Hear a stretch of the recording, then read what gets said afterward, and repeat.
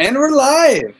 So this is live. Yeah, baby. This is the first Griff Riff. Well, Griff Riff. You know, after the zero Griff Riff. I'm Griff Green from Giveth. Who are you? I'm Austin Griffith from Gitcoin. And I'm Griff and Griff from Colony. Yeah. And so we're just riffing it. You know, this is kind of a loose talk show or whatever. And that's all the intro you get. Dude, how about this price? Holy shit, we're going up to the moon. I always want it to be attached to the build somehow. So like I am only excited about the price once it's correlated to cool shit that we're putting out incrementally, and it's like attached to the build, because once that happens, we're gonna be solid. Yeah. I think I used to, like a lot of people, I got started with the whole day trading thing, and for me it was like a really unhealthy thing. I was like waking up at like 4 a.m. to like adjust positions, and I calculated it out over the course of, you know, the run up, and it was like I made less money than I would have if I had just gotten a little bit of ether and just sort of held on to it, hodled. Your average traders lose money, right? Because the house takes a rake and it's a zero-sum game. So you know, you really hodling is the best thing. Did you guys ever actually see the original hodl blog post? I don't think so. 5 years ago, I think a few days ago, on the 18th, it was the 5-year anniversary of the original hodl post. Hilarious. So we should definitely transition it to biddle, though, right? Like, yeah. Moving on from hodl would be biddle and getting like shit made, right? And I think that's probably about a year anniversary of that one, right? That was like Owaki and stuff. The biddle? Yeah, the biddle. I think I first saw it on Twitter from Kevin like in maybe November last year. Really? Wow. Yeah, I think so. Maybe it was 2 years ago. Let me see if I can find it. Anyways, yeah. So transition from hodl to biddle. I mean, you should still hodl, of course, right? You got to pay gas. Yeah, for sure. I mean, this show is obviously not about the price. I'm just really excited. All right. It's just been such a tragedy, like just a train wreck, man. Right. Not even slow, just horrific. And it's so nice to get a little bit of relief. Well, and I feel bad for the people who started Ethereum, started learning about this stuff. Well, okay, yeah, I'm going to buy some just to be part of it. Like, I think this is going, and then it was all the early exiters who sort of making money off of the people who joined later, and it's their enthusiasm that helped the space grow. So it's it's a bit of a shit deal for them. Yeah. I mean, do you guys actually hold a lot of coins? I don't know. Like, I hold a lot of coins. I do. Mostly Ethereum, but like lots of random coins. Yeah, I'm basically all Ethereum. I have it's like a Bitcoin build bow tie on, but I don't have any Bitcoin. I'm only Ethereum and Ethereum tokens. Yeah, my rule of thumb is maximalist. I don't keep any cryptocurrencies that I can't keep on my own node and keep control. Well, I haven't had the time to like go through and figure out how Tezos works. I haven't booted up a Dash node on those, and when I get around to it and when I can actually like put the keys on, then I'll get those coins. But it's all Ethereum coins for now.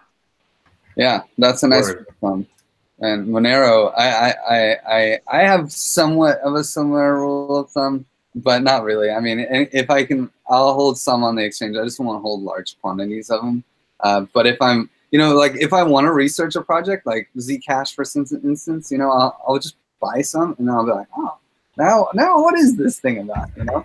But Zcash is cool though. I think Zcash is like, I mean, obviously when Zcash next comes to Ethereum, it'll also be cool. But I think the idea of totally shielded transactions, like I like Zcash. So that may be a good. So last week, how long has it been? Maybe a couple weeks. We did the Griff Riff episode 0, which is unaired officially, but we talked about Aztec for a little bit, and Aztec is kind of like they sort of shield. It's sort of like zero knowledge in the sense of you buy like slips from their contract, and then those slips can be like zero knowledge transfer around. So like going in and coming out of the contract you can see, but the slips moving around within, and you can send a bunch of like zero value slips to people too. They're not slips, they're papers or something like that. I can't think of what the word is, but yeah, so that's a sort of zero knowledge setup. Yeah, what are they? Notes. Yeah. Right. So there is definitely some exciting people in the space doing some exciting things around that kind of stuff. People were building off of Aztec at Singapore. Oh, neat. Yeah, it was really project. They made it with dye. So that's right. Yeah. Yeah, it was a solid project. They did a great job, man. It's amazing. Was that the Daily? It was like Daily, but DAILY, something like that. I saw there were a couple of them that were just really neat. Yeah, I mean, I wish I knew the name. I don't remember. Okay. I was talking to the guys. They showed me it. I was at Singapore and they being a judge for some things, and it's amazing what people do at these global events. Oh yeah, like it's just. And hackathons in general, right? Like getting people together and talking and fiddling. Yeah, and I mean, you don't sleep. You just hack and hack and hack, and you actually put something together as a team. I mean, it's pretty magical. This is one of those things. Like I love the hackathon energy, and then I also ran the Colony hackathon, which was a remote hackathon, which was different. And was also part of the Blockturnship hackathon that was run by Giveth. That was super fun. And it became clear that there's a bunch of different models that we could have for hackathons. And in-person hackathons are great because you get that energy, and it's really hard to keep up that energy over like Hub, like having a chat room. Like it's kind of hard putting a bunch of blog posts, like trying to keep up the energy. But I think it'd be really cool to have a hybrid remote and in-person hackathon.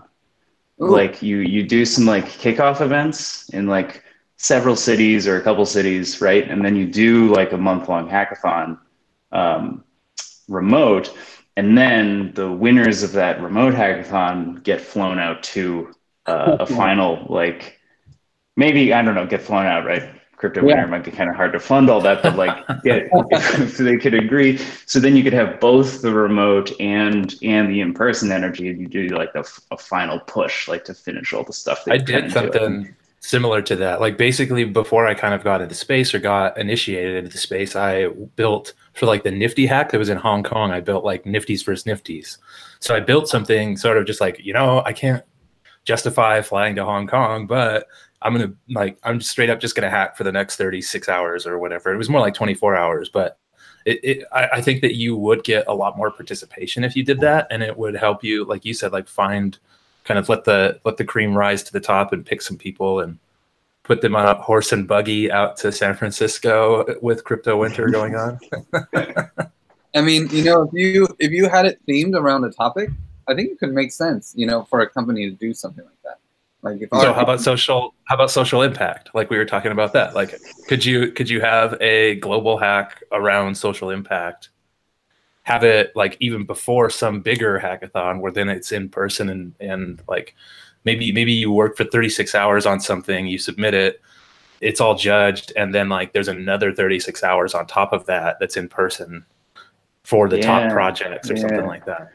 This is something that came up at the Alice Social Impact meeting at DevCon, or Alice at SI ran it, and we were talking about a lot of the like. So there's HODL, there's BIDL, and then there was a tweet about Solval,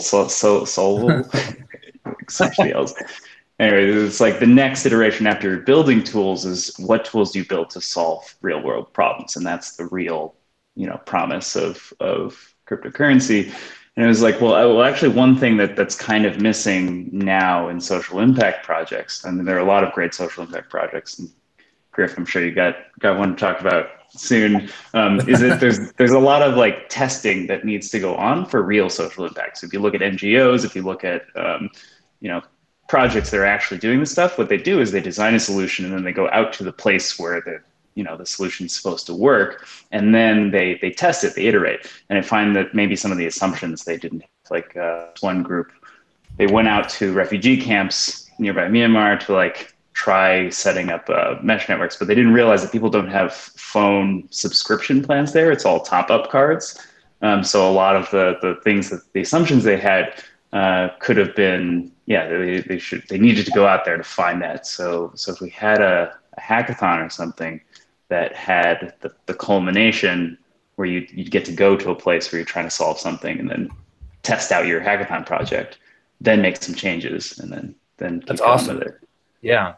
I mean, that's like what I want to do. That is Giveth right there. Like that's the dream, at least. You know, being able to experiment and kind of doing the Dallas for charity thing, where you have a fund of money that is just like, hey guys, come up with ideas. Let's see what works and make it happen. You know, that's the magic.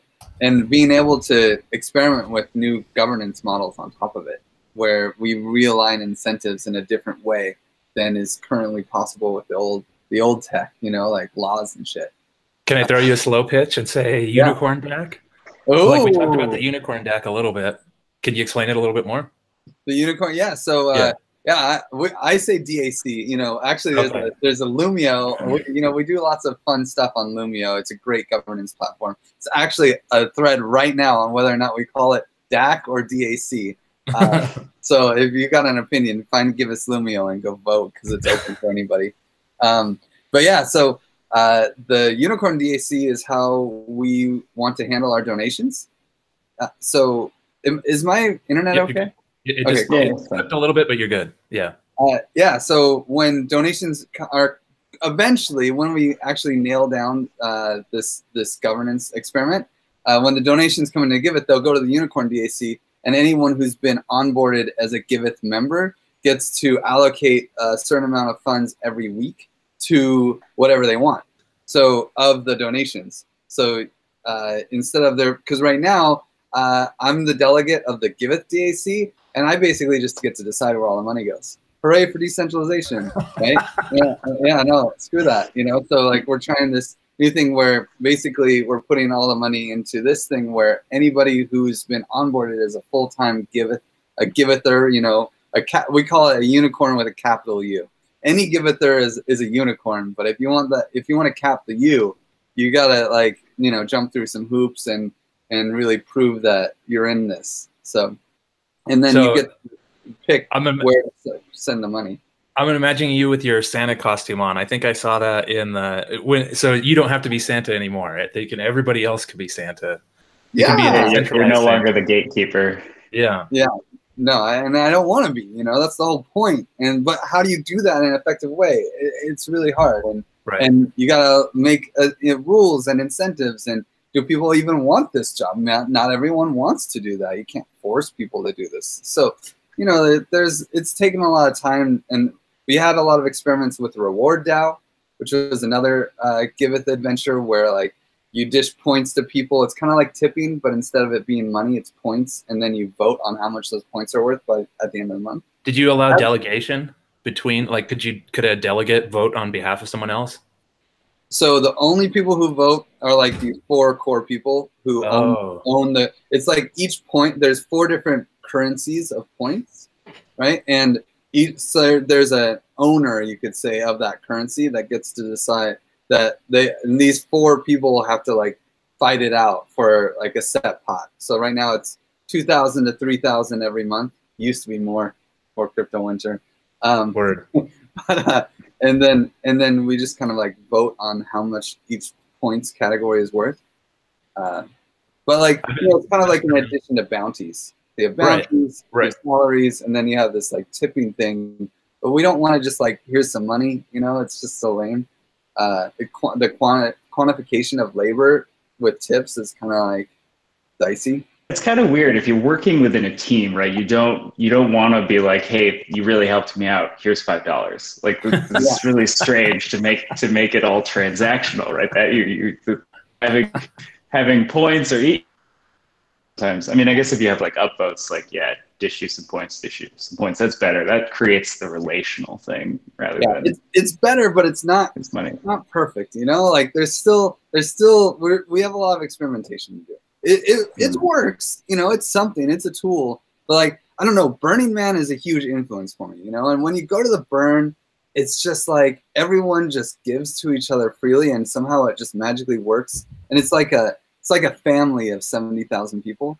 and everyone's just like, you know, helping each other out. Like you would never dish points to your mom when she cooks you dinner, right? Like, would you? Maybe you would. You know, like, I don't know. You definitely wouldn't give her money. That would just be weird.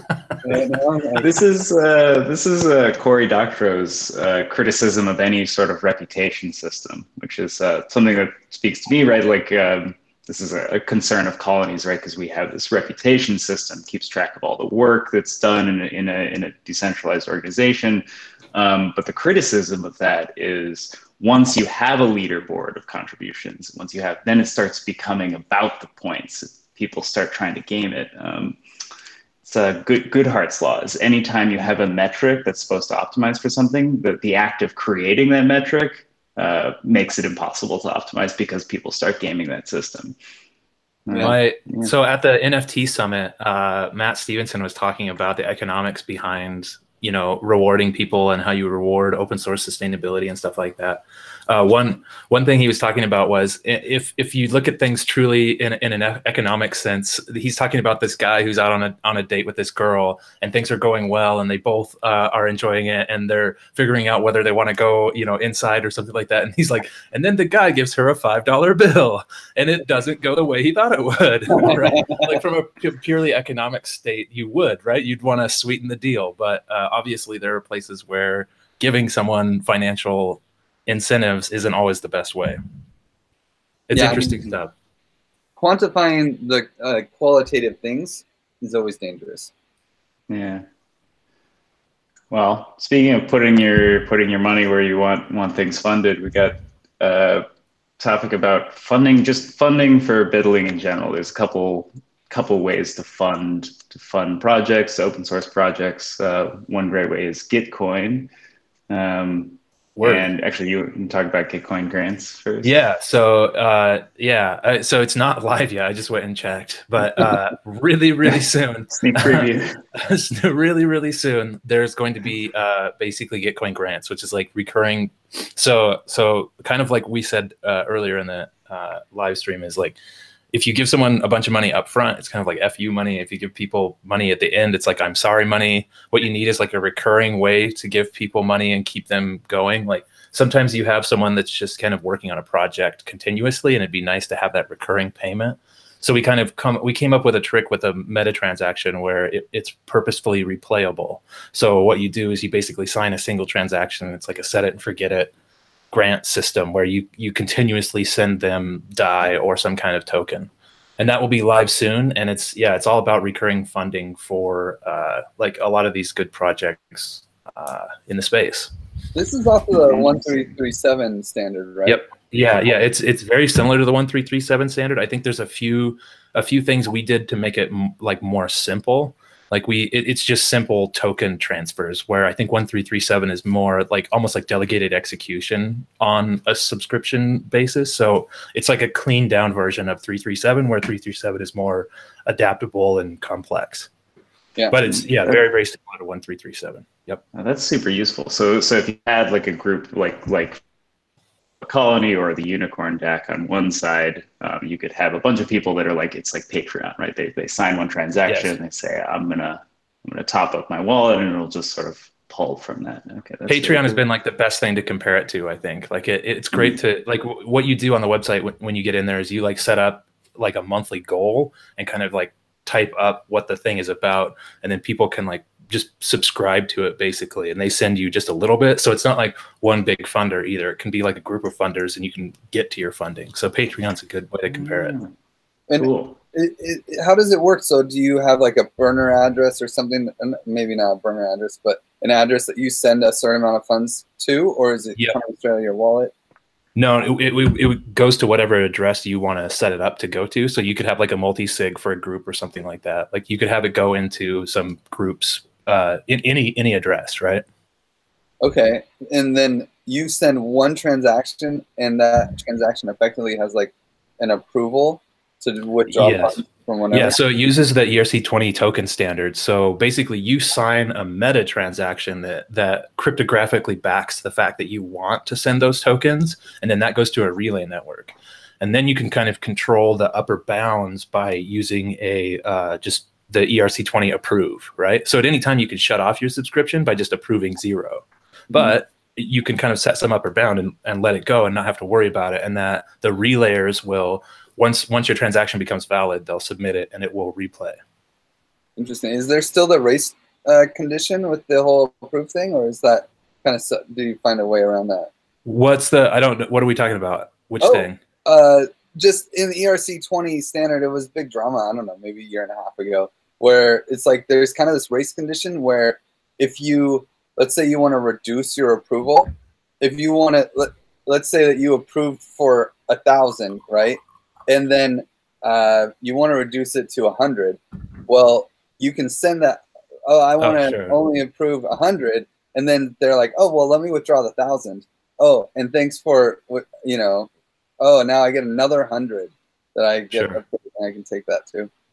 So this is more like monthly subscription stuff. So it runs at a much slower pace than that. So there's not going to be like this like almost front running aspect to it. Like you know that this transaction is going to become valid, you know, many days from now. So your approvals and stuff are going to happen within 15 seconds or something like that. So that's not an issue at this recurring amount or whatever. Nice. Okay, so to transition, I've also been working on like the Moloch DAO, right? There's so many different like governance and funding platforms out there. So that's another really cool way to do like government and have governance, and it's another exciting thing. Just shilling, Friday morning shilling. Yeah, of course. I mean, come on, we can't not talk about all of our projects, right? Mm-hmm. Yeah. I mean, Moloch DAO. Why isn't Moloch DAO on Aragon anyway? I don't know. I think it's supposed to be like a minimum viable DAO. Like the point is to have it like the thinnest layer of DAO as you can, but still have solid game theory and stuff like that.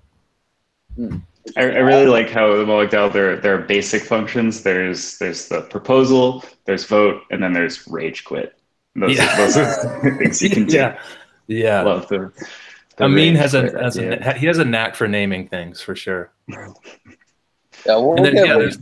There's nothing dirty to it, right? Like that there's no spanking or anything involved. That's just not like him. Right. I mean, the name is pretty good, Moloch, right? Oh yeah. That's if you're a conspiracy theorist. It's a bit weird because it's like Moloch is the enslaving force, right? Mm-hmm. Moloch is the evil thing. Like we're creating a DAO that's just gonna, enslave people. I always kind of just put it like Amin is kind of like an interesting character, and I like to leave that like the man behind the curtain, right? Like leave it like that, right? So I don't want to explain it all. Yeah. You don't want. Yeah.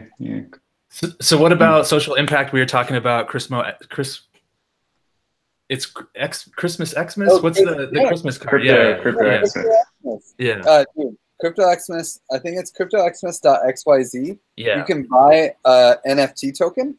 And this all came out of the Status Hackathon on botting with Gustav and Chris and a lot of the BrainBot team. Mikhail, yeah. Yeah, Mikhail.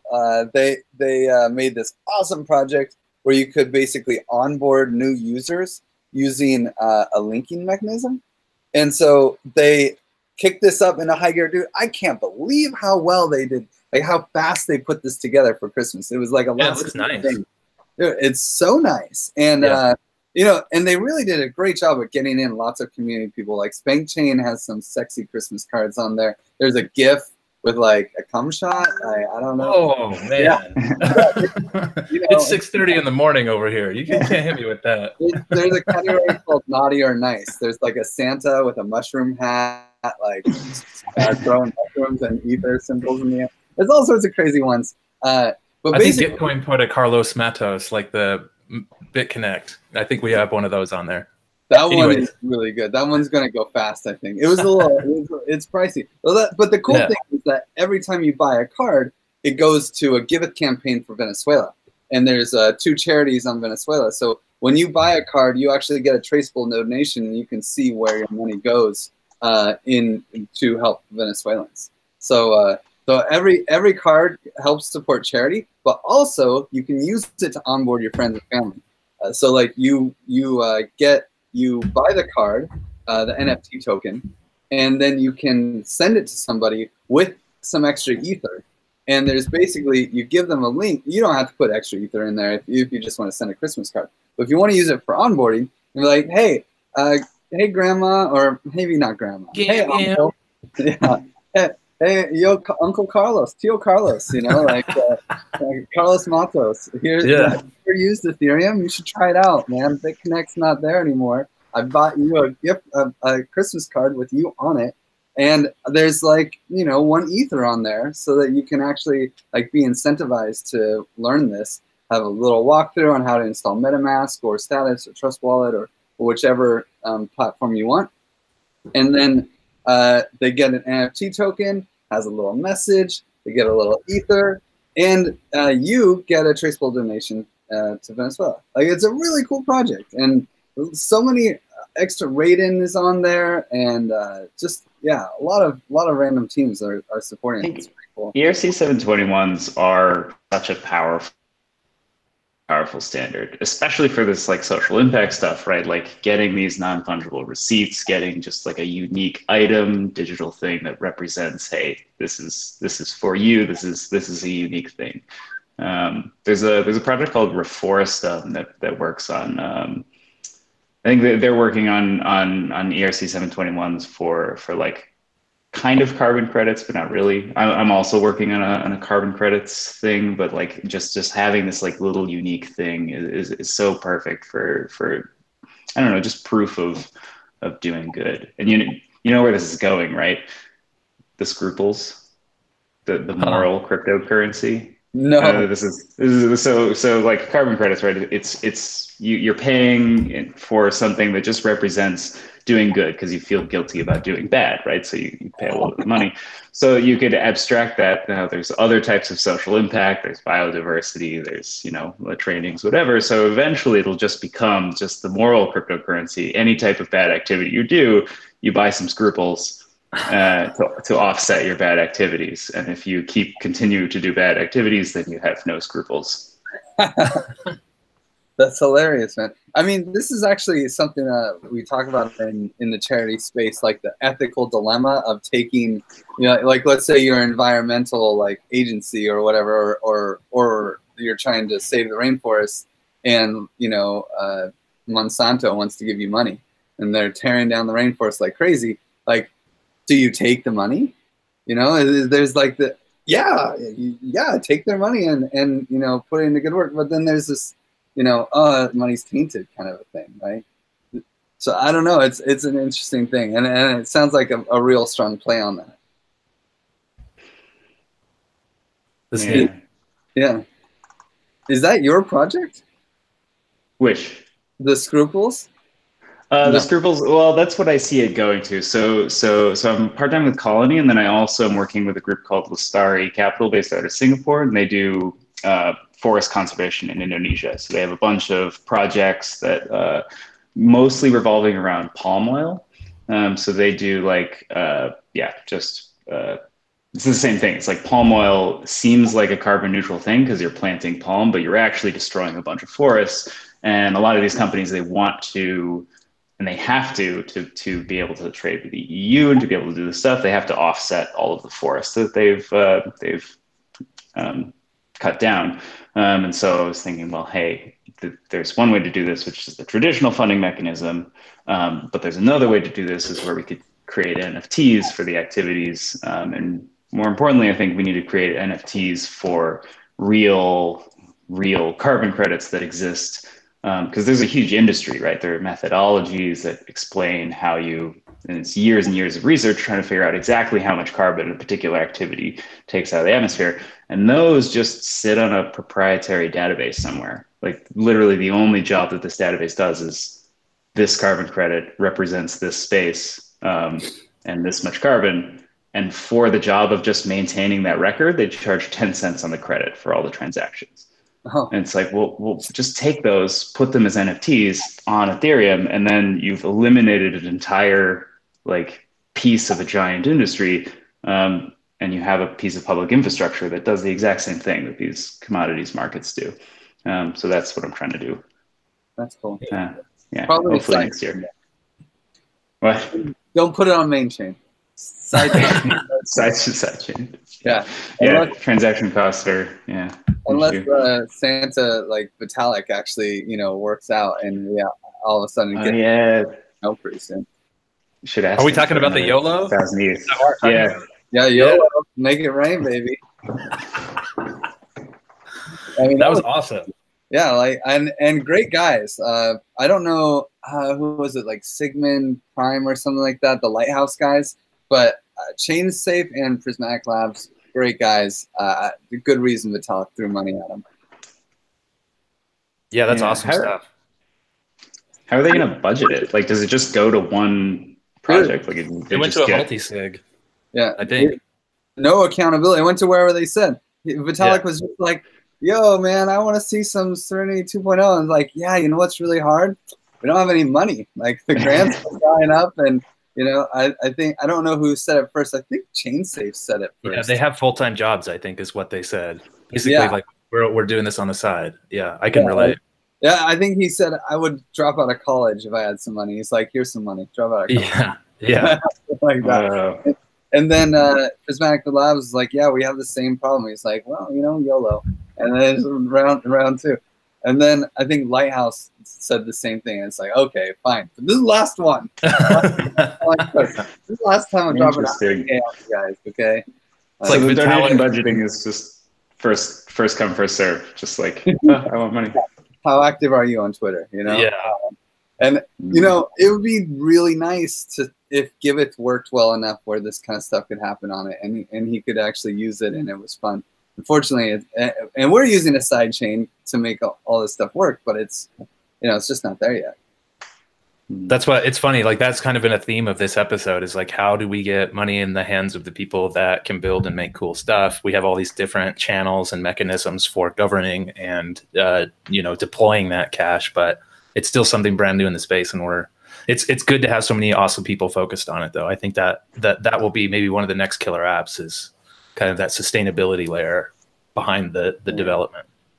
Yeah, Colony's got something coming out, or came out a couple of weeks ago, about budgeting, about how you apportion those funds, right? Because you don't want it to be by like just an inner ring of the protocol priests to say, we value these projects. You want to open up the choice. And I think that's sort of what Giveth's about, right? Like, you want to give to your projects, and you want a little bit of a say of where that money gets directed too. So Budget Box is a bit mathy. If you go look at it, there's like, it reads really well, and then all of a sudden it says Markov transition chain, and it's like, oh, well, this is a lot. I mean, bow ties love math, right? Like, this is why I had to put the bow tie on to understand the math. Your SAT scores go up like 10%. It does. Yeah. As soon as you tighten that last little bit and get it right, it's like, I understand more about the world. But the first part's actually pretty easy to understand. And the reason it's called a budget box is because it's just this sort of black box. It's the idea that you want to take pairwise preferences, that it's really hard to make just totally abstract decisions about. But it's much easier to say, okay, given two things, this one seems better. I'd rather give money to this than to that. And so it just takes a bunch of pairwise preferences into a matrix, which is, like an array, but double in both directions. And it builds a matrix that ordinarily matrices are used for things like probabilities. So it's building a matrix that the probability of one project being valued over the other, and you can have as many projects as you want in this matrix. But then it does some more math manipulations, and eventually is able to output a budget. So if you have like 8 projects, let's say, I'm trying to write an explainer that involves the Star Wars films. It works nicely. So if you have $10,000 and you want to divide it among 8 projects, but you want to poll the people who are out there and you can't be bothered to say, hey, rank all of these one by one. You just give them pair. You can have an arbitrary number of voters, and it'll build this matrix that will eventually put portions of the budget that reflect how much people value that stuff. So you can have a big list of projects, and you can say, oh, this one is by far always preferred, so it gets the biggest budget, and then sort of goes down there. And it's the idea of reducing the cognitive over things like voting, which is I think a big problem in DAOs is having to call a vote every time. Like if you like, I mean, how many people do you guys have Maker? Yeah. Have you participated in cool stuff? Have you participated in the vote that's going on? Their voting Right? is way too scary and complicated. It's too much to, and even we have trouble with regular voting, right? Getting voting. So you want to really sort of lower the barrier of the cognitive overhead of the people who are expressing their opinions, but you still want to have like a good reflection of what should be. Yeah, I mean, I'm scared of. I'm scared of voting in general. Like, I don't know. I like it's good. It's a good technology, you know, but I like delegation a lot. I feel like delegating as much as possible to the people who want to vote. Because like sometimes you impose this like thing. It's like, no, you have to vote. Like that means you have to understand a ton, right? Like in order to vote, you have to know what you're voting on. And yeah, I agree with the delegation stuff. I think it's one of the ways we're going to be able to solve this is, like you said, put it into the hands of the people that matter and let them make that decision. But let's keep it decentralized and let's make sure everybody has a say, right? Yeah. And let's do something like, I love this budget box idea, because let's do something that's different than just like, oh yeah, well, over 50% of people said this, right? Come on, like we can do better than that. That's it sort of fits into the space of TCRs and curation markets. I think that's where it started, but it's a totally different. I guess you could call it a primitive crypto economic primitive if we're going with the buzzwords. Word. Yeah. So speaking of funding, what about like the radical market stuff that's going on right now? That's something that's super exciting. Where like someone could put in a small amount, but that small amount signals to someone larger, like talking about delegating funds, and then their small amount would be multiplied by a larger amount based on. So it's basically like as long as you have civil resistance, you can use people's identity to see like the little votes mean a lot, sort of. Yeah. Yeah, I mean that's similar like quadratic voting almost. Yes. Too, right? Yep. Yeah, it all relies on civil resistance, which we just don't have yet. I mean, it sucks. Like honestly, we're in this space of plutocracy. If you want to do DAOs, you gotta have some sort of that's like $1 one vote is all we got in crypto right now. It's so sad. And that's why curation markets are probably the best kind of opportunities. Or either that, or you just it's not that bad to have a centralized, identity oracle or whatever, where you just have some guy that says, yeah, you're cool, you're cool, you're cool. Wait, who the hell are you? Who's this guy? Yeah. So the civil resistance, I think, a lot of times when we're looking at meta transactions and how, like, whether or not we pay for someone's transaction, like pay the gas for their transaction, a lot of times the civil resistance is like the top of the funnel kind of stuff that almost like dApps have to figure out themselves, right? Like you were saying we haven't solved a civil resistance, but I think it's like people solve it on a smaller level. Like each of us have to solve our civil resistance ourselves, sort of. Like we have to figure out identity, and identity is different within each little ecosystem. And that's the IDEN 3 model for decentralized identity, is that you get to pick who is the authority for identifying someone that you trust, for whatever scenario. So it's like any identity can make a claim on any other identity. And like if you say, hey, this guy's able to vote, he's over 18, he's a resident of this neighborhood or whatever, he should be in your census, you can choose your authority. Anyone can make these claims on anybody else and say, yeah, these guys can vote. And so every DAO or every organization can say, yeah, my grandpa knows all sorts of people here. I trust him, and I trust the government, and the old lady on the street that's making hot dogs all the time. She knows everyone. Yeah, we'll trust her too. Word. That's sort of Colony's solution to this is the reputation, right? Because you can't guarantee identities in a decentralized organization. You can't even guarantee that it's a person, and anybody can have any number of identities. But you still want to be able to vote, and you still want to make decisions. So you could do token weighted voting using commit and reveal. But then you have plutocracy. Then you don't want people to be able to just buy control. So what we do is if all of the work for the organization is funneled through the task structure, you build up the reputation, which decays. So the only way you can have a say is if you've proven that in the past you've done work for the shared values of the DAO.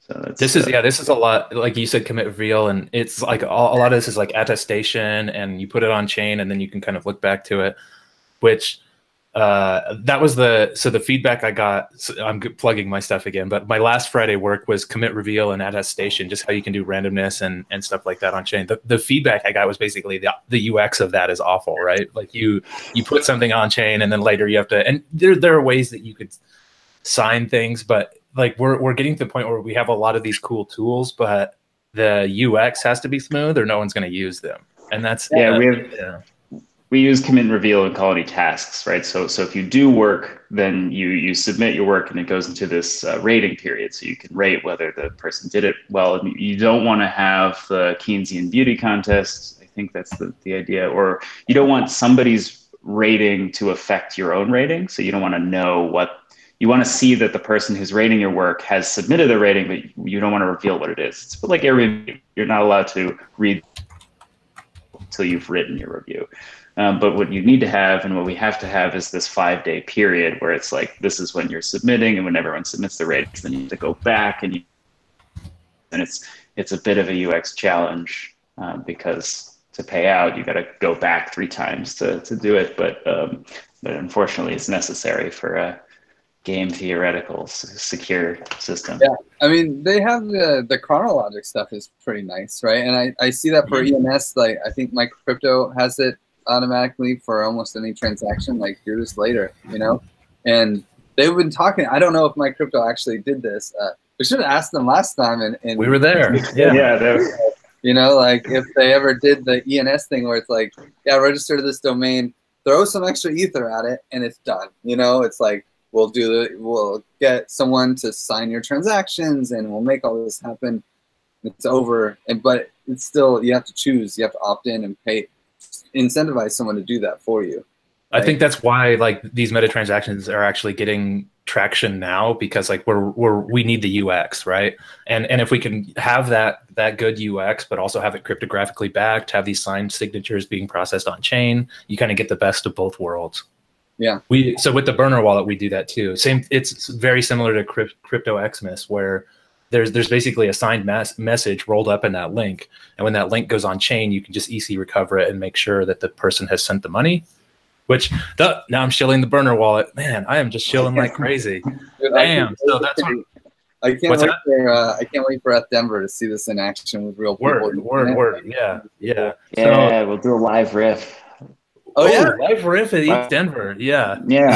I'm from Boulder, so I'm coming. Word. Awesome. Definitely. I was actually in Boulder last night. We did Boulder blockchain. I'm going to write an article about it. I wrote an article. I'm going to do a screencast after this. I have to go in like a couple minutes, but So I went to Boulder last night, and we did this like meetup where you could only buy beer with the burner wallet.